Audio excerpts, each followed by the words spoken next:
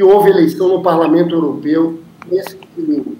Eu queria que você falasse um pouco sobre isso, sobre essa eleição, os resultados país a país. Joia. No estado geral. Vamos lá, então. Eu acho que a primeira grande mudança que a gente teve nessa eleição europeia, Lindbergh, Vanessa, e para os companheiros que estão assistindo no canal, foi que houve uma caída, uma debacle, uma caída importante dos dois grandes partidos europeus. A centro-esquerda e a centro-direita, os antigos democratas cristãos, que são conhecidos como o Partido Popular Europeu, e a social-democracia europeia. Então, eles vêm hegemonizando o Parlamento Europeu há 8 anos, né? E nessa eleição, um certo voto de castigo fez com que esses dois partidos retrocedessem um pouco, sobretudo a democracia cristã e o Partido Popular. Esse foi o primeiro, digamos assim, macro movimento que se observa, um primeiro movimento. Mas os dois ganharam as eleições, né? Se ganharam, o famoso ganhou, mas não levou, pelo menos não de momento. Por quê, Lindbergh? Porque nos últimos 8 anos, como foi a governança da União Europeia? Foi o que se convencionou chamar de grande centro, perdão, de grande coalizão. A grande coalizão entre a centro-esquerda e a centro-direita. Essa coalizão, pela primeira vez na história europeia, né, que se conformou no Parlamento Europeu, também se replicou de igual maneira no Parlamento Alemão, por exemplo, onde a SPD deu o governo para o partido da Merkel. Fizeram uma aliança entre social-democratas e democratas cristãos. Para os brasileiros poderem entender, seria mais ou menos a gente imaginar o PT e o PSDB governando juntos, na presidência da República. Mais ou menos isso.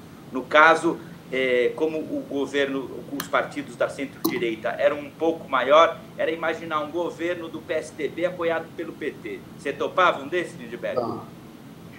Não. Tanto é que a social-democracia alemã pagou um preço, porque eles estão junto com a Merkel no governo. E o que acontece agora, Vanessa? Teve eleição para o Parlamento Europeu e a social-democracia alemã caiu muito. Foi superada pelos verdes. Exatamente. Então, o que viu? Eu estou fora da pergunta, que eu estou mais na extrema esquerda, viu? Esse foi o primeiro movimento. A caída, ou seja, essa grande coalizão pagou na urna o preço dessa união que você pode imaginar um eleitor, seja o eleitor da direita, seja o eleitor da esquerda, nenhum dos dois queria essa união. Então, obviamente, agora, quando a gente tem uma eleição, a gente tem um castigo onde os eleitores de ambos passam essa conta para eles, né?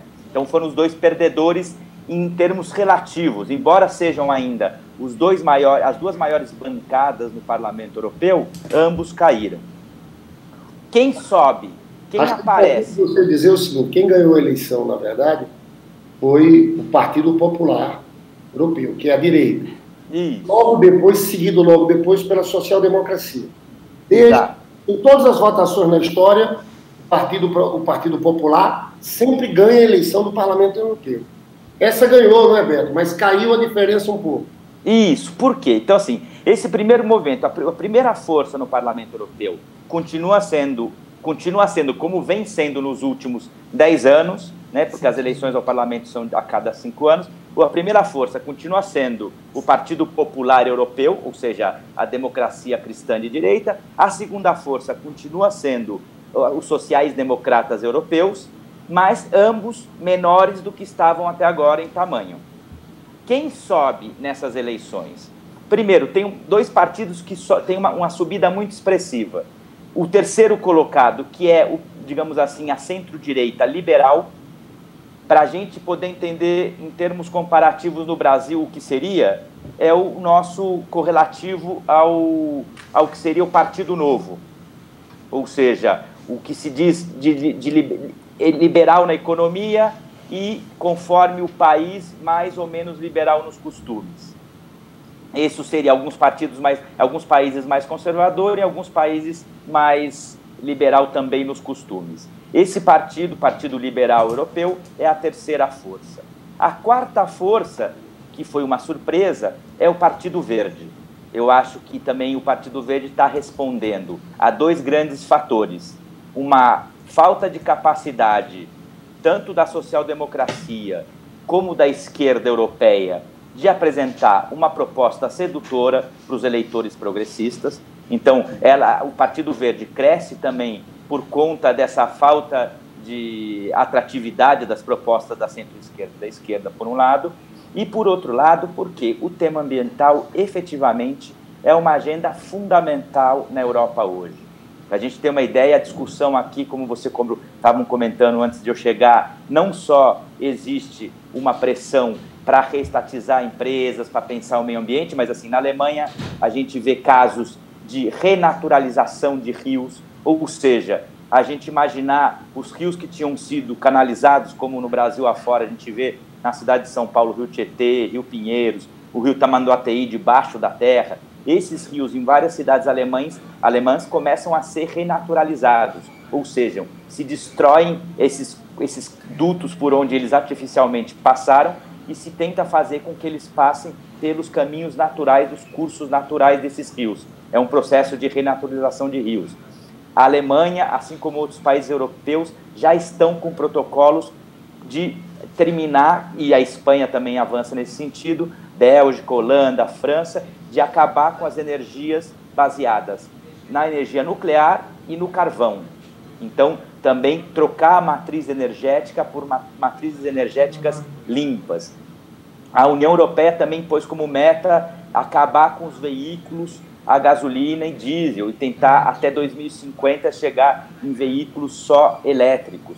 Quer dizer, existe a juventude que a gente tem visto no mundo, esse movimento dos jovens não, né, dos adolescentes do mundo afora, questionando e pedindo um ambiente mais sano, dizendo, essas nossas gerações já deixamos, e a gente tem que assumir a nossa responsabilidade, um ambiente completamente comprometido, né, para essas novas gerações. Eles já sabem que o futuro deles está hipotecado pela irresponsabilidade das nossas gerações e das anteriores. Então essa geração está dizendo, chega, já vão passar a batata quente, mas pelo menos que seja o menos possível. Então também pedindo freio. Por isso o Partido Verde sobe muito. E, obviamente, quem sobe um pouco também, mas não tanto como gostaria, é a ultradireita. A ultradireita sobe, é um movimento errático, porque ela sobe em alguns países, em outros ela diminui. Na Holanda, ela tinha, por exemplo, 4 deputados e fica fora do Parlamento Europeu agora, mas em outros países ela se consolida. Se consolida, por exemplo, na Itália, com Matteo Salvini, que tem uma vitória muito forte. Né? Só interromper, porque, veja, vamos lá.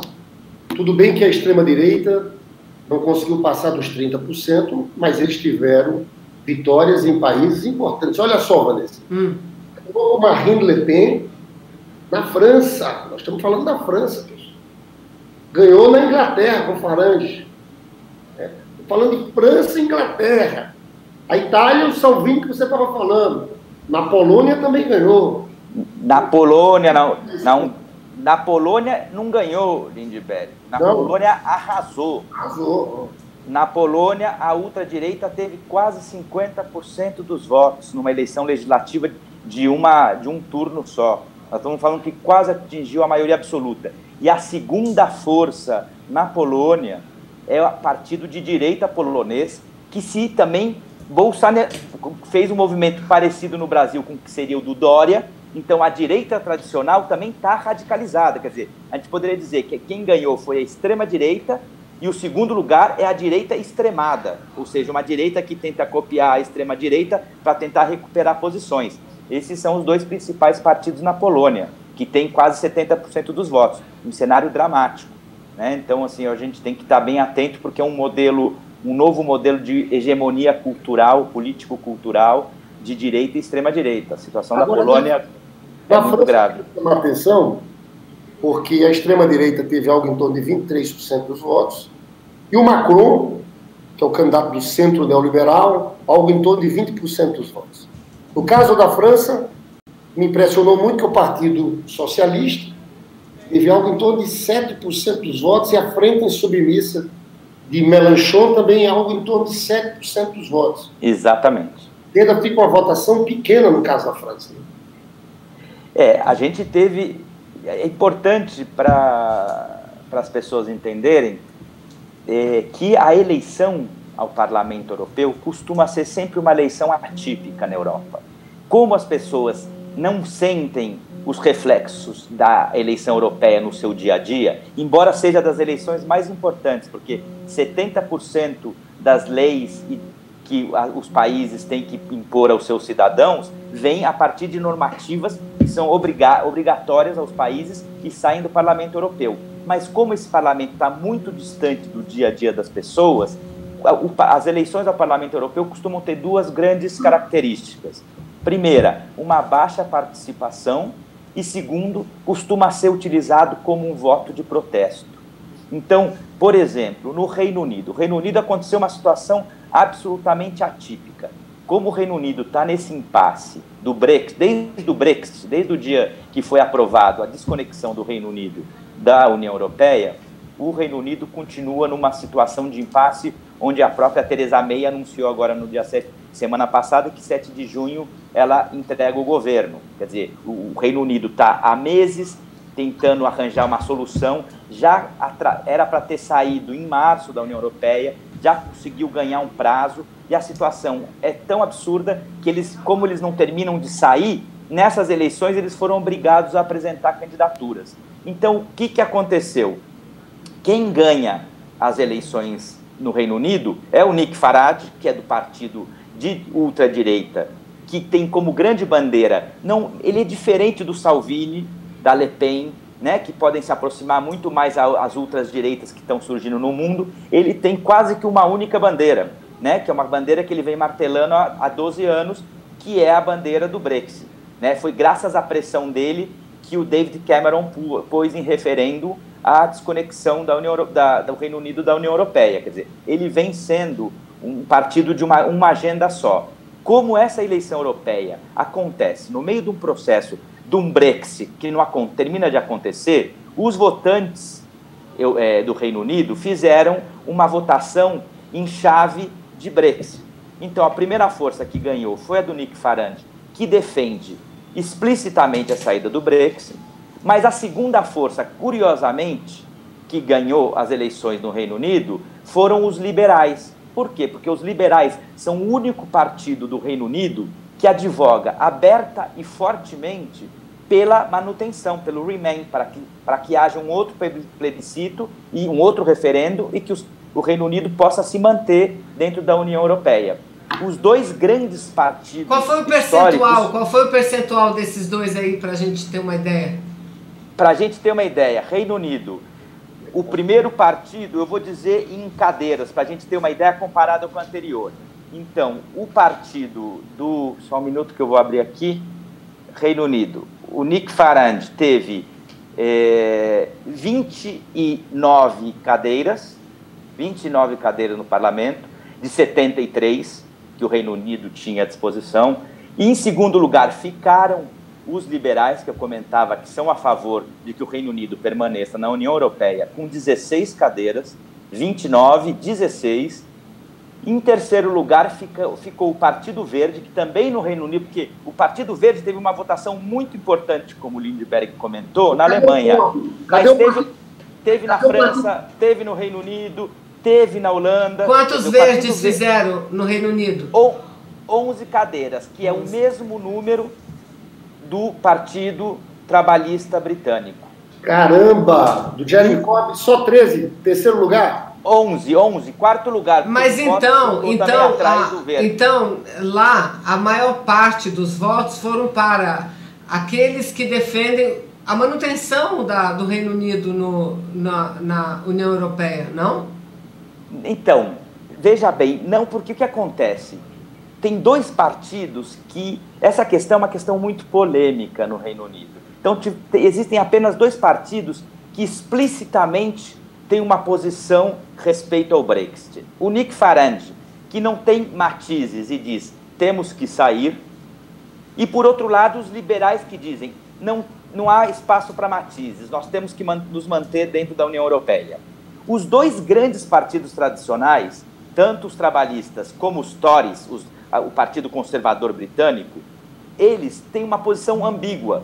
Tem que sair mais suave, pode ser que a gente fique, mas veja bem, né? O próprio Jeremy Corbyn teve declarações desde os anos 70 defendendo a saída, agora ele ficou no meio do caminho, então ele fica numa posição ambígua, porque ele sabe que parte da classe trabalhadora britânica defende a saída, então ele não pode fazer um discurso para permanecer na Europa, então ficam em posições de ambiguidade. Então os eleitores britânicos votaram em quem tem posição clara sobre esse tema. Porque como estamos falando de uma eleição europeia, eles votaram. Quem queria que ficasse, votou nos liberais. Quem queria que saísse, votou no Nick Farage. Então, por isso, esses dois partidos tiveram essa maior votação. A gente tem os liberais. É o velho Partido Conservador da Margaret Thatcher, não? Não. O partido da Margaret Thatcher, que é o partido do David Cameron, que é o partido da Theresa May, ficou em 5º lugar, com 4 cadeiras, Lindbergh. Não, então é uma revolta muito grande na Inglaterra, porque, veja bem, a Inglaterra eram os dois partidos, historicamente. O Partido Conservador e o Partido Trabalhista inglês, que agora está sob nova liderança. Jeremy Corbyn, um cara que tem renovado o discurso do Partido Trabalhista inglês, mas, pelo jeito, eles ficaram em 4º e 5º. Primeiro ficou o Partido Farage, que defende o Brexit, a saída claramente. Depois esses liberais que não tinham um peso histórico muito grande, Beto. Como é que é? Não, eles sempre foram um partido pequeno que sempre acabou apoiando os governos do Partido Conservador, mas de forma muito pontual. Quando, se não me equivoco, foi depois do Gordon Brown, quando eles tiveram um pequeno aumento e depois voltaram a uma posição praticamente irrelevante, nunca de ser decisivos para que os conservadores formassem governo. Mas nessa eleição subiram muito porque tem uma posição clara. E os dois partidos tradicionais, que até hoje sempre tiveram pelo menos 85% dos votos em todas as eleições, ou seja, os trabalhistas e os conservadores, nessa eleição, de 73 cadeiras, um teve 11 e o outro 4. Ou seja, os trabalhistas fizeram 11? 11. E os conservadores da atual primeira-ministra, o maior partido do Reino Unido atualmente, 4 de 73. Foi uma paulada considerável, mas aí, por isso que eu digo, a gente tem que olhar, porque o pessoal fala, esse é um claro reflexo do avanço da ultradireita. Não. Isso não se traduz, as pesquisas, por exemplo, para agora que a Theresa May vai sair, pensando se as eleições no Reino Unido fossem hoje, o Jeremy Corbyn lidera as pesquisas com quase 10% na frente do segundo partido, que são os conservadores. O partido do Nick Farage é um partido residual nas eleições presidenciais. Por isso que eu chamo a atenção para o que eu comentava com vocês. As eleições europeias, o europeu sempre vota de uma forma distinta, como um protesto, respondendo a alguma questão específica e sempre com uma baixa participação. Bora, Beto, vamos falar sobre a Espanha também, né? Isso. Na Espanha, o Partido Socialista é o grande vencedor na eleição do Parlamento Europeu. Só que aqui na Espanha também teve, Vanessa, nesse domingo, eleição para as prefeituras e para presidente das províncias, uma espécie de governador do Estado. O Partido Socialista foi o grande vencedor do processo eleitoral. A direita aqui, Vanessa, estava numa situação muito difícil. Mas, infelizmente, eles conseguiram ganhar a Prefeitura de Madrid, que era da esquerda, da Carmena, era prefeita, e o governo de Madrid. Então, isso deu um pouco uma sobrevida ao PP. Então, mas é importante registrar, o grande vencedor é o Partido Socialista. Agora, teve uma redução muito grande a votação do Podemos. É um partido que a gente aprendeu a gostar, a admirar, mas eles caíram muito nas eleições de prefeitos e de governadores. Eu queria que você falasse sobre isso, e principalmente sobre a derrota da Carmena, em Madrid, e da Ada Colau, que perdeu por menos de 20 mil votos para a esquerda republicana, para os independentistas catalães. Tá, joia. Vamos lá. Questão que dói. O Lindbergh queria conversar isso ontem, Vanessa. Eu falei para ele, me dá mais um dia para poder lamber aqui as feridas. Vamos lá. O que houve nas eleições primeiro, se a gente olhar, né, na Espanha houve 3 votações em conjuntos, como o Lindbergh comentava. Nesse domingo, os espanhóis votaram para prefeito, para governador, que eles chamam presidente da comunidade autônoma, e para as europeias. Foi uma estratégia porque quem definiu essa data foi combinado do governo, é uma forma de garantir que a votação, inclusive, para o Parlamento Europeu seja maior. Porque, como eu comentava para vocês, se a gente tivesse uma eleição só para o Parlamento Europeu, a tendência sempre é ter um grau de participação muito baixo. Um dado só para a gente ter uma ideia, para ver o nível como uma coisa assustadora. Portugal, que teve votação para a União Europeia, para o Parlamento Europeu esse domingo, a participação foi de 31%. Ou seja, 70% dos portugueses não foram votar para escolher os seus representantes no Parlamento Europeu. Nossa, por quê? Porque costuma ser, isso que eu comentava, porque essa eleição europeia costuma ter uma participação muito baixa. Como a Espanha juntou essa eleição com a de prefeito e de governador, foi uma estratégia que garantiu, bom, o camarada vai lá para o colégio eleitoral, então já que vai votar para prefeito e para governador, também acaba votando para a União Europeia. Com isso a gente consegue uma participação maior. Mas além da Espanha, outros países, a votação cresceu muito também, né? Também, é por isso que eu digo, cada país vai responder a diversas questões específicas. No caso do Reino Unido, respondia essa questão do Brexit, né? Então vai respondendo a especificidades locais. No caso da Espanha, o que aconteceu? Então, de começar pelo Parlamento Europeu. No Parlamento Europeu houve uma vitória maiúscula também do Partido Socialista Obreiro Espanhol, do PSOE, que é o partido do atual presidente Pedro Sánchez, que teve uma vitória, ele elegeu 20 deputados, eurodeputados, né? O segundo colocado ficou com 11, que foi o PP, o Partido Popular, que é a direita tradicional, para a gente ver, ou seja, teve quase o dobro do segundo colocado, então teve uma vitória maiúscula.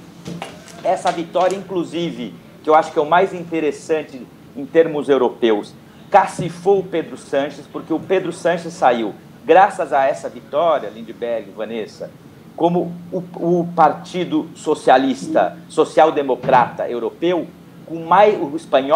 o Partido Socialista Espanhol saiu como o maior representante do grupo parlamentar dos social-democratas europeus. Então, dos 121, se não me falha a memória, dos deputados eleitos pela social-democracia europeia nessa eleição, o maior número de integrantes, quem fornece é a Espanha.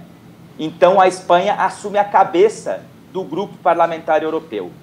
Quem, em paralelo, assume... Até porque os alemães, a social-democracia alemã, que tem um peso muito grande, sai derrotada, entendeu, Vanessa? Sim. Isso. Os dois maiores, porque são 751 vagas no Parlamento Europeu. E a quantidade de vagas por país é proporcional à população. Então, a ordem dos 4 maiores países, os 5 maiores países são Alemanha primeiro, Reino Unido, França, Itália e Espanha. Esses são, digamos assim, os 5 colégios eleitorais.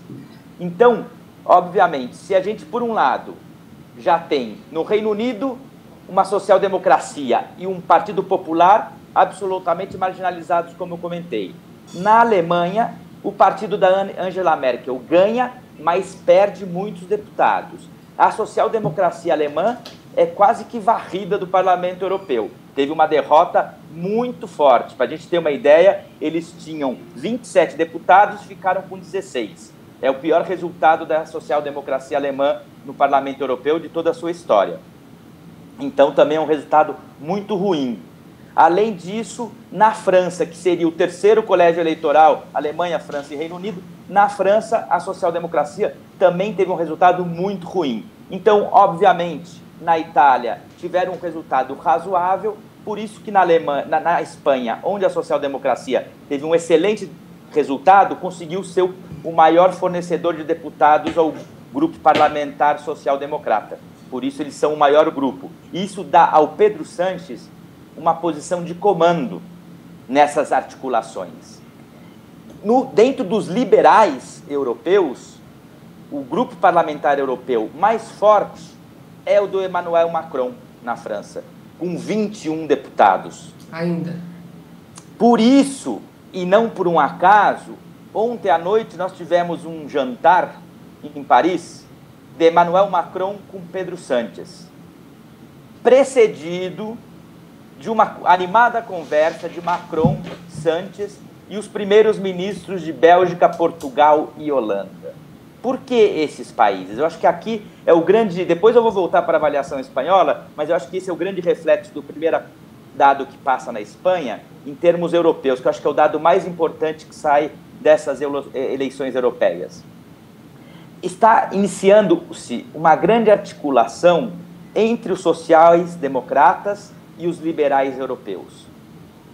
É o projeto que a gente sempre costuma chamar aqui de grande centro, ou seja, uma direita centrista e uma social-democracia mais centrista, né? Então, é uma forma de tentar substituir no Parlamento Europeu a grande coalizão entre direita tradicional e social-democracia, por social-democracia não mais com a direita tradicional, senão com os liberais. Ou seja, um grande acordo social-liberal, basicamente para a alegria do Anthony Giddens e companhia limitada. Além da França e da Espanha, nessa reunião você falou que estava Portugal e eu não... Portugal, que é social-democrata, e Holanda e Bélgica, que são liberais. Governos liberais. Então, por aí, e a Merkel, curiosamente, como direita conservadora, não estava. Ou seja, está sendo apontado aí uma articulação para acabar com essa grande coalizão que reinou no Parlamento Europeu nos últimos 10 anos e configurar, trocar a grande coalizão pelo grande centro, como a gente poderia dizer. Ou seja, essa aliança social-liberal. Enfim, essa, digamos, seria a tentativa. Sociais-democratas e liberais não conseguem a maioria absoluta, mas chegam perto. E aí teria que ver com quem eles tentariam formar essa maioria. Seria com a esquerda, o grupo de esquerda, onde está o Podemos, onde está o Syriza, onde está o bloco de esquerdas, poderia ser uma alternativa. Onde está a França insubmissa, poderia ser uma alternativa, com os votos dos verdes. Mais dessa esquerda, mais liberais, mais social-democracia, poderia se formar uma maioria. Que, embora vai ter como, digamos, projeto fundacional um social-liberalismo que não é prato de gosto nosso, pode ser menos pior, graças a essa aliança com verdes e com a esquerda, o grupo de esquerdas, pode ser ter um resultado mais harmonioso, menos pior do que foi a grande coalizão de social-democracia com a direita tradicional. Poderia ser algo um pouco mais interessante. Então essa seria a nossa... o grande rearranjo, a grande articulação, para não falar conspiração, está sendo desenhada desde segunda-feira para cá, e que pode trazer aí uma grande mudança no Parlamento Europeu. Mas aí você, por esse resumão que você fala, mesmo crescendo, a extrema-direita ela sai derrotada, principalmente levando em consideração os passos e o avanço que queria ter, né? Não dá para dizer que ela foi derrotada, Vanessa. Fazendo uma análise muito fria aqui, eles não alcançaram 30% dos votos, foi algo em torno de 25% dos votos, mas a vitória em França, em Inglaterra, na Itália e na Polônia são vitórias importantes. Então não dá para dizer que eles foram derrotados. Tem que reparar uma coisa. Mesmo dentro da ultradireita, eles se dividem. Por exemplo, o Nick Farage não faz parte do mesmo grupo parlamentar que o Salvini, que a Le Pen. Existem divisões. Essa articulação entre eles é uma questão que nos termina de suturar, pois existem diferenças, existem divisões aí. O Steve Bannon, né, e o sócio dele, o Robert Mercer, tentavam costurar, a partir do centro de pensamento do think tank The Movement, do Steve Bannon, o grande projeto dele para este ano era conseguir conformar toda uma aliança europeia que era para assaltar o Parlamento Europeu nessas eleições. Nesse sentido, a Vanessa tem razão, nesse sentido, eles ambicionavam ser pelo menos o terceiro, e eles explicitamente diziam, pelo menos o terceiro maior grupo. parlamentar. Não conseguiram. Então, nesse sentido, é uma derrota. Nesse sentido, eles não conseguiram, eles aumentam, eles crescem um pouco, de forma errática, como eu comentava. O caso do Reino Unido, que deu uma vitória maiúscula para eles, não se repetirá nunca mais, foi um momento conjuntural, foi um voto em chave de Brexit. Então, eles também, por isso, ficam um pouco mais inflados do seu verdadeiro tamanho. Então, o que se pode dizer é que eles se consolidam como uma expressão importante das sociedades europeias, e isso sim é uma derrota civilizatória para todos nós, né? Que no velho continente a gente tem entre 20% a 25% de representação da ultradireita no Parlamento Europeu e de entre 10% a 20% nos parlamentos nacionais, na grande maioria deles, e em alguns casos maiorias absolutas, como na Polônia, na Hungria, porque na Hungria a gente chega a ter o caso do partido do Orbán, que a situação na Hungria é tão grave como a polonesa, que vejam vocês, Vanessa Lindbergh, o partido do Orbán não é um partido de ultradireita. O partido do Orbán é o partido da direita convencional, que na Hungria governa junto com a ultradireita. Mas, obviamente, o Orbán é um Dória que quis virar Bolsonaro. Quer dizer, não é um Dória como no Brasil que está tentando virar Bolsonaro. É um Dória que já virou Bolsonaro. Então, é uma coisa muito complicada, porque embora seja um partido da direita, né, assim, e esteja associado ao grupo parlamentar da direita do Partido Popular Europeu, na verdade, ele tem um perfil de ultradireita. Então, evidentemente, a gente tem uma consolidação, enquanto força representativa das sociedades, de uma ultradireita, fascista, xenófoba, efetivamente um retrocesso civilizatório, com uma agenda parecida com a do Bolsonaro, com a do Trump, quer dizer, não nos enganemos. Com duas, fazendo interação com o pessoal, Leon Ide. Esse centrão europeu parece ao centrão brasileiro. Esse centrão não tem nada. O que está ganhando é a coalizão neoliberal na Europa, o mesmo que representa Merkel. Aí a Isaura Soares diz o seguinte: esse grande acordo na Europa entre social-democracia e liberais é uma tentativa de barrar a extrema-direita, que está se ensaiando aqui no Brasil. Eles aqui, Vanessa, tem um termo que eles usam que é cordão sanitário. Tentar fazer um cordão sanitário para impedir que a extrema-direita entre nos governos. Aqui na Espanha, o Pedro Sánchez e o PSOE está fazendo um discurso cobrando, em especial dos Cidadãos, que é um partido tipo novo do Brasil, sim, e não deixam o Vox entrar nas instituições, porque aqui eles têm que formar o governo com a maioria parlamentar. Mas eu tinha feito uma pergunta aqui para o Beto sobre o Podemos, porque a esquerda que não é social-democrata, Vanessa, aqui o bloco de esquerda, no Portugal foi muito bem. Lá o Partido Socialista foi muito bem e o bloco de esquerda foi muito bem. O Podemos aqui teve um mau resultado eleitoral, a França insubmissa do Mélenchon na França, um mau resultado eleitoral, e o Syriza perdeu as eleições na Grécia, eleições do Parlamento Europeu, o que está levando ao primeiro-ministro Alex Tsipras convocar novas eleições parlamentares para escolher quem vai ser o próximo primeiro-ministro, né? Então, eu queria que você fizesse a avaliação do Podemos e do Syriza, da França submissa, como saiu a esquerda socialista nessa eleição. Isso. Vamos lá. No caso do Podemos, né, que eu estava devendo a resposta, eu acabei comentando um pouco essa articulação europeia e fugi da segunda parte da sua pergunta. Então, o Podemos, e o que aconteceu na Espanha e com o Podemos, tanto nas eleições municipais, estaduais e europeias.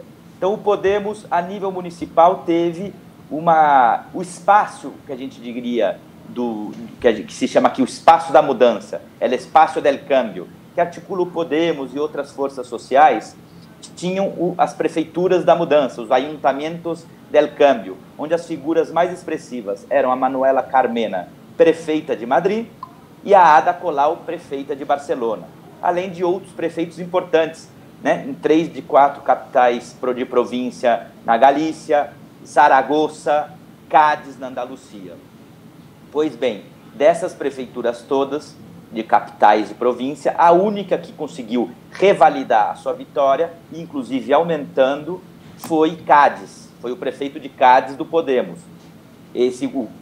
O Kishi, que é o prefeito de Cádiz do Podemos, que é, vejam vocês que coisa curiosa, da ala mais à esquerda do Podemos, que é da ala anticapitalista, se chama esquerda anticapitalista, são os trotskistas do Podemos. Eles foram os que conseguiram vencer a eleição e conseguir uma maioria quase que absoluta. Ficou por um deputado de ter uma maioria em solitário, sem precisar, inclusive, do Partido Socialista. Uma vitória com mais de 40% dos votos numa eleição de um turno. Foi um resultado muito forte. As outras prefeituras todas, uma diminuição importante de votos do Podemos. O Podemos teve uma redução muito, muito grande. E a Prefeitura de Madrid, por muito pouco, perdeu a Manuela Carmena para a direita, e em Barcelona a Ada Colau perdeu, porque teve o mesmo número de deputados da esquerda republicana, mas perdeu por 15 mil votos. Então, por 5 mil votos. Então, a condição de formar governo agora prioritária da esquerda republicana. Mas é possível que a esquerda republicana não consiga formar governo e que a Ada Colau possa continuar como prefeita. Lembrando para os nossos companheiros que estão nos assistindo que um sistema parlamentarista é um sistema de um turno único. Então as pessoas votam, cada partido tem uma quantidade de deputados e aí os partidos têm que se pôr de acordo para formar entre eles uma maioria de governo. Então, nesse caso, existe a possibilidade da Ada Colau ser de novo prefeita. A Manuela Carmena, no caso da Manuela Carmena, é mais difícil, porque os 3 partidos da direita estão formando maioria em Madrid. Que partidos de direita são esses que eu estou falando? A direita tradicional, o Partido Popular, o Partido Liberal, que aqui seria os Ciudadanos, que é a espécie de Novo no Brasil, que também a cor deles é laranja, né? Repete, é o mesmo perfil, né, do Novo, muito parecido, para que a gente tenha uma ideia. E o terceiro partido de direita é a ultradireita, é o Vox. É uma espécie de bolsonarismo, é o Vox, que é uma coisa que tem uma particularidade, duas particularidades muito curiosas que a aproximam da experiência brasileira. Se a gente olhar o caso da Marine Le Pen na França ou do Salvini na Itália, são 2 partidos de ultradireita, mas que na economia têm uma agenda soberana, tem uma preocupação socioeconômica importante com as capas populares dos seus países, são xenófobos. Então dizem, tem que ter, por exemplo, na Itália eles aprovaram um projeto de renda mínima espetacular, mas como eles dizem, só para italianos, os imigrantes que morram no mar Mediterrâneo. Mas eles têm essa visão de preocupação socioeconômica e um projeto de soberania nacional. Diferente do Bolsonaro, né? Não são neoliberais. Não são neoliberais. O Vox é como o Bolsonaro. É fascista, mas também é neoliberal. É a pior desgraça que tem. Junta a fome com a vontade de comer. Junta o sujo e o mal lavado. Isso é uma variável, né, importante que aproxima muito o Vox do bolsonarismo. Né? Essa lamentável coincidência. A segunda lamentável, e para mim a pior das coincidências, é que, tanto no Brasil como na Espanha, a direita foi incapaz de ter um mínimo de dignidade civilizatória e fazer o tal cordão sanitário à ultradireita. Aqui, tanto o Partido Novo, que é o Ciudadanos, como o PSDB deles, que é o Partido Popular, ambos abraçaram o bolsonarismo, que é uma força residual, para formar governo, sem ruborizar. É uma pena, mas é uma verdade. Como no Brasil. Obviamente, no Brasil, eu diria que a gente está um ponto para frente pior, porque aqui, pelo menos nos jornais, na TV, todo mundo fala, não, o Vox é ultradireita. No Brasil, ninguém fala que o Bolsonaro é de ultradireita, como se fosse uma ofensa reconhecer o óbvio. Aqui, pelo menos, existe um pouco mais de honestidade jornalística, então o partido de ultradireita é tratado como tal, né? Acho que essa seria a diferença. Então, nessa discussão toda, eu comento isso para entender como que ficam os arranjos pós-eleitorais. Nos municípios, o Podemos teve uma derrota muito importante, o PSOE que é o Partido Socialista Obreiro Espanhol, teve uma vitória importante. Nos municípios, o Partido Popular, que é a direita, também conseguiu manter algumas cidades importantes. No nível de governador, ou seja, que eles chamam comunidade autônoma, então, ou seja, nível autonômico, aí sim tivemos 12 comunidades autônomas em disputa, das quais o PSOE levou 10. Então foi uma vitória também importante, maiúscula. Mas a joia da coroa, que era a Comunidade Autônoma de Madrid, ficou por um pouquinho, mas não levou. A Comunidade Autônoma de Madrid, o segundo PIB, né, o segundo orçamento público maior do Estado, em Madrid tem uma relação muito parecida com São Paulo. De fato, não é de hoje que Zé Serra, Alckmin e essa turma tem uma relação histórica com o Partido Popular de Madrid, de cooperação, né, de negócios, né, às vezes não tão republicanos. E assim como em São Paulo existe o Tucanistão há 24 anos, aqui em Madrid também, há 24 anos, o PP manda. E parecia que depois dos últimos escândalos de corrupção que se descobriram, que agora tinha chegado a hora de desalojar o Partido Popular do governo e a esquerda poder assumir. Pois é, assim como no nível municipal, as direitas bateu na trave e as direitas ganharam por um pouquinho. O Beto, a gente tem que chegar ao fim do programa. Eu queria fazer uma última pergunta para você, para a gente encerrar. O Pedro Sánchez sai como grande vencedor. O Pedro Sánchez, na verdade, os socialistas, a social-democracia espanhola é a que tem maior número de parlamentares no Parlamento Europeu. Pedro Sánchez tinha ganho a eleição aqui para continuar presidente de governo, primeiro-ministro. Eles aqui chamam presidente de governo, Vanessa.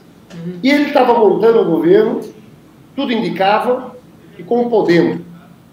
O governo do PSOE com o Podemos, é tudo que a gente queria. Eu estava feliz com tudo isso aqui. Minha última pergunta é o seguinte: será que com essa perda de força do PSOE, o Pedro Sánchez não pode querer mudar seus planos? Do PSOE ou do Podemos? A perda do Podemos. Isso. A perda de força do Podemos, justamente isso. Isso. Encerra com isso, Pedro. Vamos lá, eu acho que o Lindbergh fez a pergunta-chave. Exatamente essa é a inquietação na cabeça de todos os espanhóis agora mesmo. Pedro Sánchez vai mudar a rota, vai tentar alguma jogada diferente? Eu diria que ele está tanteando. Esse encontro dele com o Macron ontem não foi ingênuo. Ele tinha dois objetivos. O primeiro, como eu já comentei, pensar uma grande articulação a nível europeu entre socialistas e liberais. Obviamente, entre sociais-democratas e liberais.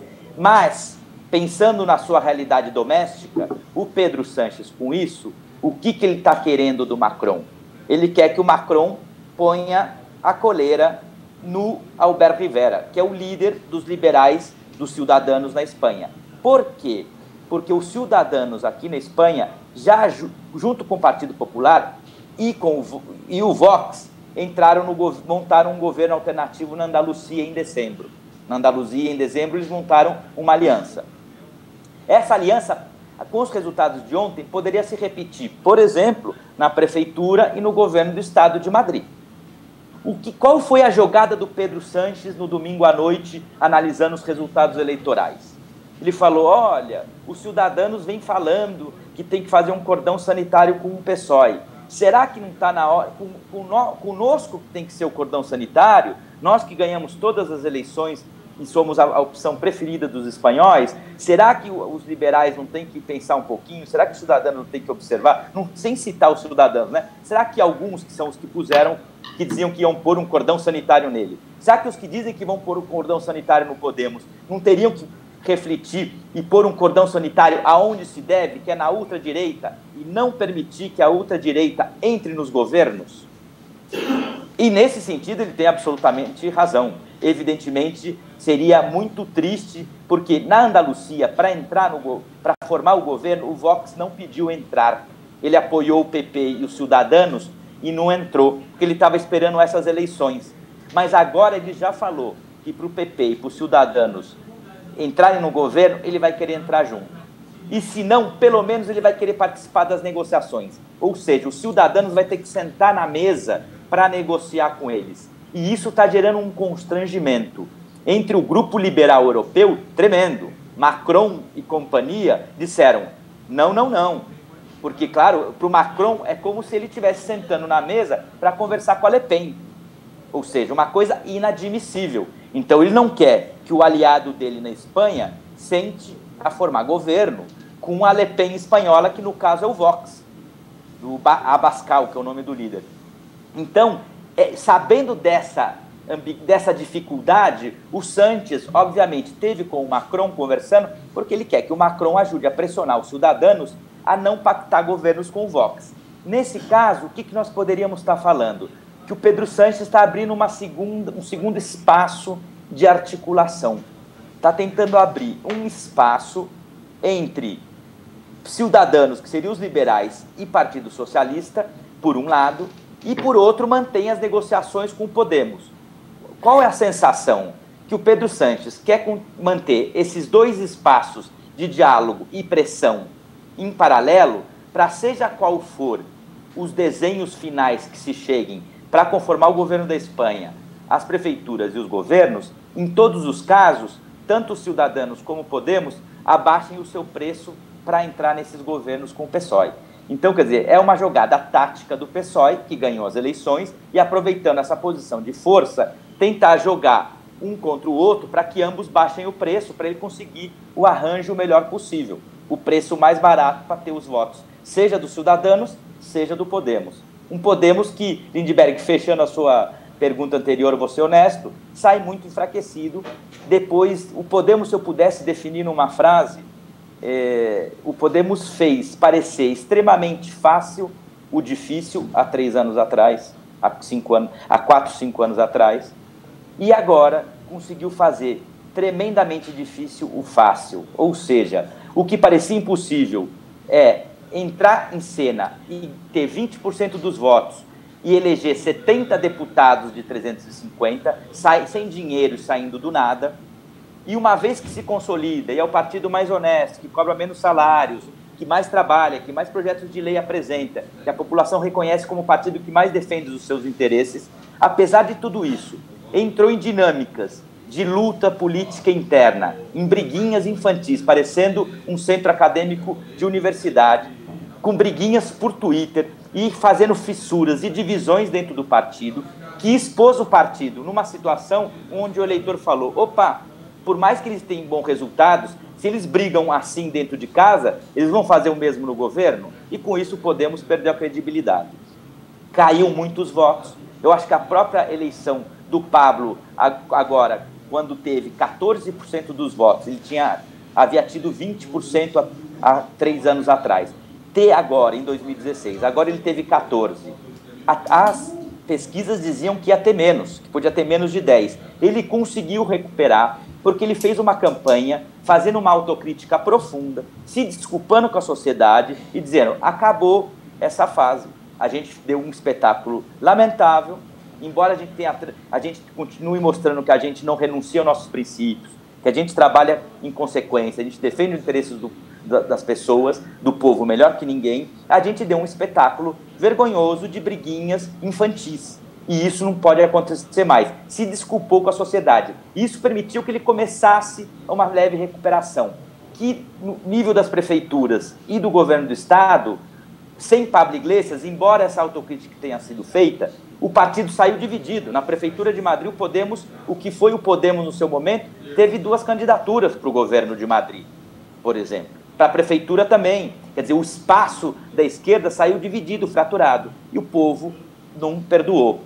Né? Eu acho que essa reconstrução desse espaço à esquerda do PSOE está, nesses próximos 2 anos, como uma agenda principal. Existem condições de voltar a ocupar um espaço importante?